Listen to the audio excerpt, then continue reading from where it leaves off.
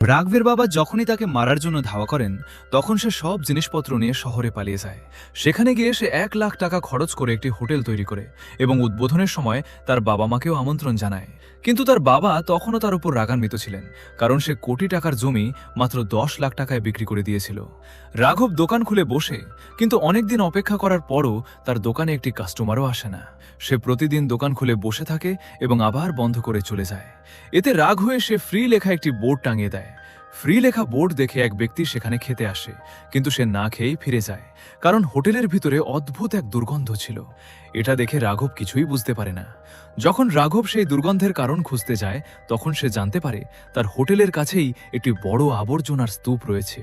এটা দেখে সে সঙ্গে সঙ্গে সাফাই কর্মীদের ফোন করে, কিন্তু তারা 10 দিন পরে আসার কথা বলে। তাই সে একাই পুরো আবর্জনা পরিষ্কার করে এবং একটি বোর্ড লাগিয়ে দেয়, এখানে ময়লা ফেলা নিষেধ।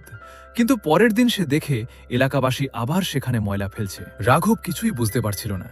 ঠিক তখনই সে একটু দূরে একটি দোকানের সামনে অনেক লোকের ভিড় দেখতে পায়। সে যখন সেখান থেকে খাবার খায় তখন একেবারে জাদুর মতো লেগেছিল।